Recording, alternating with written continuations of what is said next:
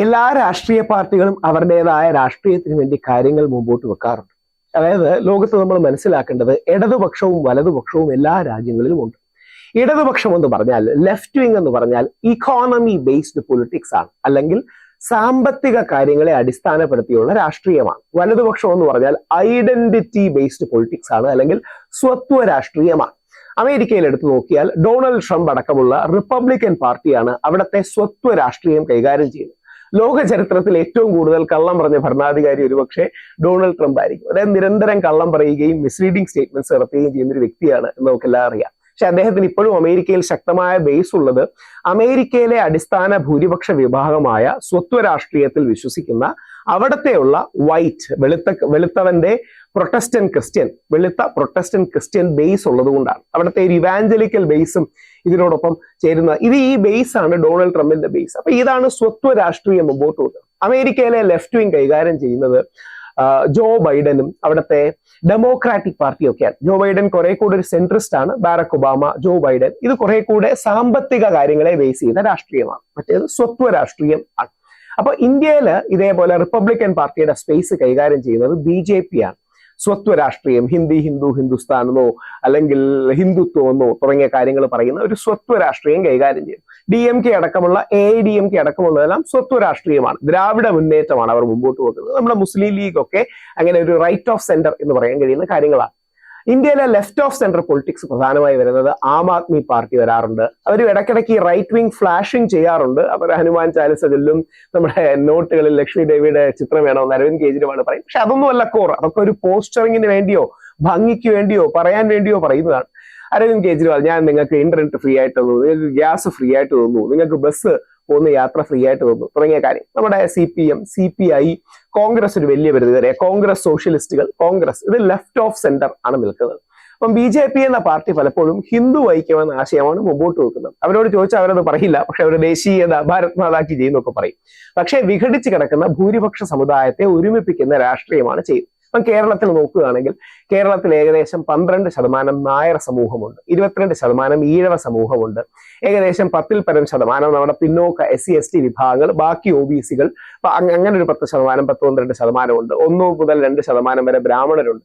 ഇവരെല്ലാം കൂടി ചേർന്നതാണ് ഈ ഹിന്ദു എന്ന് പറയുന്ന കമ്മ്യൂണിറ്റി. ഇതിനെ കൺസോളിഡേറ്റ് ചെയ്യുക, ഇതിന്റെ വോട്ടുകൾ ഒരുമിച്ച് കൊണ്ടുവരിക, ഇതാണ് BJP എന്ന പാർട്ടിയുടെ ലക്ഷ്യം. ദേശീയ തലത്തിലാണെങ്കിൽ സവർണ ഹിന്ദു പോപ്പുലേഷൻ 5% ബ്രാഹ്മണർ, ഒരു 15% സവർണ ഹിന്ദുക്കൾ, അതോടൊപ്പം OBC എന്ന് പറയുന്ന വലിയ ബ്ലോക്ക്. നരേന്ദ്രമോദി യഥാർത്ഥത്തിൽ OBC ലീഡറാണ് എന്ന് ഇടയ്ക്കിടയ്ക്ക് പറയുന്നത് അതുകൊണ്ടാണ്. അപ്പൊ ഒരു പാൻ ഹിന്ദു ഫീലിംഗ് ഉള്ള ഹിന്ദു ഹൃദയ സാമ്രാട്ട്, ഇതിനെ കൺസോളിഡേറ്റ് ചെയ്യുകയാണ് BJPയുടെ പലപ്പോഴുള്ള ഉദ്ദേശം. എന്നാൽ കോൺഗ്രസിന്റെ അടക്കമുള്ള ഉദ്ദേശം പിന്നോക്ക വർഗ്ഗക്കാർ, മുസ്ലിം സമൂഹത്തിലെ വോട്ടുകൾ, ഇവരെ എല്ലാം കൂടി കൺസോളിഡേറ്റ് ചെയ്യുകയാണ്.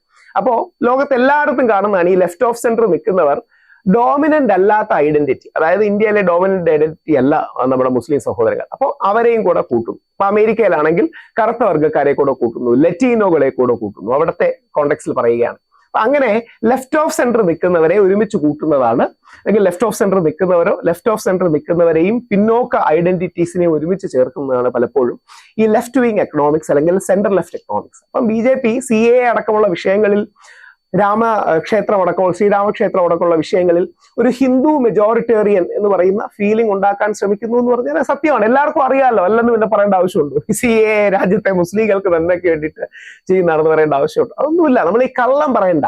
പലപ്പോഴും രാഷ്ട്രീയത്തിൽ നമ്മുടെ ഏറ്റവും വലിയ പ്രശ്നം എന്ന് പറഞ്ഞാൽ നമ്മൾ ഈ കാര്യങ്ങൾ കള്ളം പറയുകയും ഒളിച്ചു കിടത്താൻ ശ്രമിക്കുകയും ചെയ്യാറുണ്ട്. ഇതിന്റെ നേരെ എതിര് തന്നെയാണ് കോൺഗ്രസ് അടക്കമുള്ള സെൻട്രൽ ലെഫ്റ്റ് പാർട്ടീസ് ചെയ്യുന്നത്. ജാതി സർവേ വേണമെന്ന് പറയുന്നത്. അതും പുരോഗമനമൊന്നും ആയിട്ടല്ല. അതായത് BJPയുടെ ഹിന്ദു ഐക്യം എന്നുള്ള പരിപ്രേക്ഷ്യം ആശയലോകത്തെ ഡിവൈഡ് ചെയ്യാൻ ഇപ്പുറത്ത് കാസ്റ്റിന്റെ കാർഡ് അല്ലെങ്കിൽ മണ്ഡൽ കാർഡ് കളിക്കുന്നു. ആ മണ്ഡലിനെയും പ്ലസ് മുസ്ലിങ്ങളിലെയും വോട്ട് ബാങ്കിനെ ഡിവൈഡ് ചെയ്യാൻ കമണ്ഡൽ കാർഡ് BJP കളിക്കുന്നു. അല്ലെങ്കിൽ കമണ്ഡൽ എന്ന് പറഞ്ഞാൽ BJPയുടെ രാഷ്ട്രീയം, അല്ലെങ്കിൽ രാമക്ഷേത്രത്തിന്റെ രാഷ്ട്രീയം, ഹിന്ദുത്വ രാഷ്ട്രീയം എന്നൊക്കെ പറയുന്നത്. അങ്ങനെയാണ് 90കളിൽ മണ്ഡൽ വേഴ്സസ് കമണ്ഡൽ രാഷ്ട്രീയം ഇന്ത്യയിൽ ഉണ്ടാകുന്നത്. ഇതിനെ പൊളിറ്റിക്കൽ സ്പെക്ട്രം എന്നാണ് പറയുക. ഈ സ്പെക്ട്രത്തിൽ 2 പ്ലെയേഴ്സും ഉണ്ട്. അത് രണ്ടും സ്വാഭാവികവുമാണ്. അപ്പൊ CAA അടക്കമുള്ള വിഷയങ്ങളിൽ ഒരു ഡോഗ് വിസിൽ പൊളിറ്റിക്സ്, അഥവാ ഡോഗ് വിസിൽ പൊളിറ്റിക്സ് എന്ന രാഷ്ട്രീയത്തിൽ പറയുന്ന വാക്കിന്റെ അർത്ഥം എന്ന് പറഞ്ഞാൽ ഒരു കാര്യം നേരെ പറയാതെ വളഞ്ഞ വഴിയിലൂടെ പറയുക. അതാണ് ഡോഗ് വിസിൽ പൊളിറ്റിക്സ് എന്ന കാര്യത്തിൽ പലപ്പോഴും നമുക്ക് കാണാൻ കഴിയുക. അപ്പോൾ CAA രാജ്യത്തിന്റെ രക്ഷയ്ക്ക് വേണ്ടിയാണ്. രാജ്യത്തിലെ ആരുമായിട്ട് ഒരു ബന്ധമില്ലാത്തൊരു കാര്യമാണ് CAA. യൂണിഫോം സിവിൽ കോഡ് രാജ്യത്തിന്റെ ഒന്നിക്കലാണ് എന്നൊക്കെ പറയുന്നത് ചുമ്മാതാണ്. യൂണിഫോം സിവിൽ കോഡ് എന്ന് പറഞ്ഞാൽ മുസ്ലിങ്ങളുടെ ജനസംഖ്യ കൂടുന്നു എന്ന തെറ്റിദ്ധാരണയും അതുകൊണ്ട് നമുക്ക് ജനസംഖ്യ കൺട്രോൾ ചെയ്യണം എന്നുള്ള വളഞ്ഞ വഴിയുമാണ്. അത് സർസംഘ് ചാലക് ഗുരുജി ഗോൾവാൾക്കർ ഒക്കെ പറയുന്നത്.